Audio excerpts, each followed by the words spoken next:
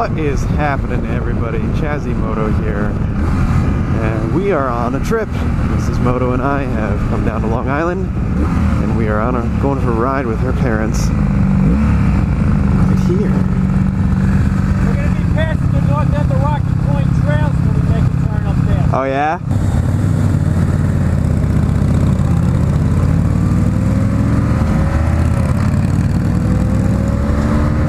It has been an interesting couple of days. Yesterday it took us about 6.5 hours to get down here, and boy, wouldn't you know it, came across the Whitestone Bridge, and right around that area is like the mecca for stop-dead traffic. And didn't I hit stop-dead traffic? So we came across the bridge, and then we hit the Cross Island Parkway or Expressway, I forget, trying to get to 495, which is the Long Island Expressway. And I mean, it was just like crawling the entire time.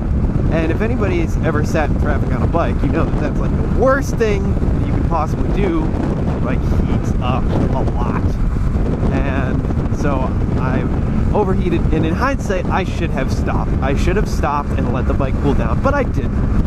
And pretty soon, I get onto the expressway, and I'm going along, and all of a sudden my clutch starts getting less and less pressure, and I'm like, uh-oh, what's going on here? And pretty soon I had no clutch. I pull the handle, nothing happens. My clutch is hydraulic, so I had never experienced this problem before, but I did some research right then and there, and I figured out that sometimes, and this is obviously not correct, like I'm gonna need to do some work, but sometimes there's a set of O-rings in the slave cylinder, the clutch slave, and if it gets so hot for a certain period of time, like those O-rings will start to leak, and you'll lose your pressure because they're not sealing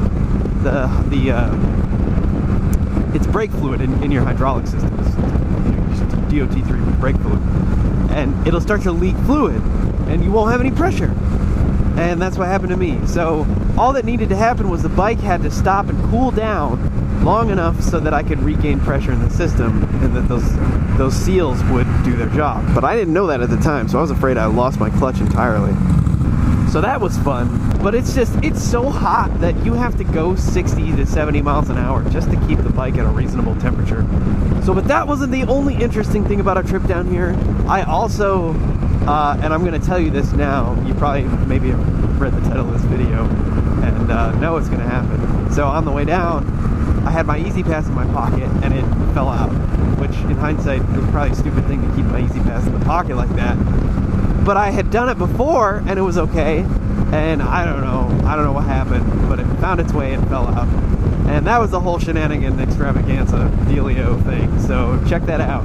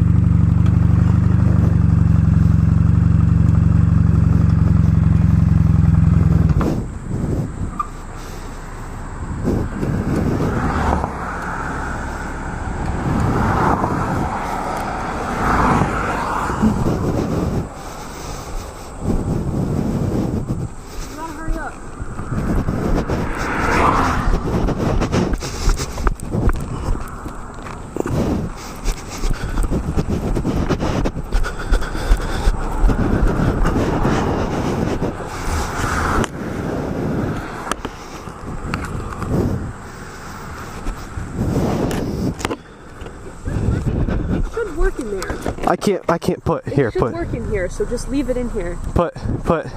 Good? Okay, yeah. Okay.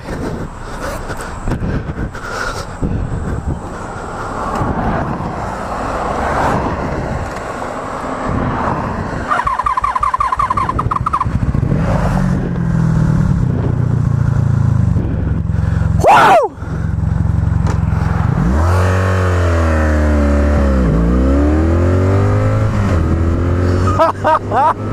Woo! Boy, that won't happen every time. That is what we call a successful recovery.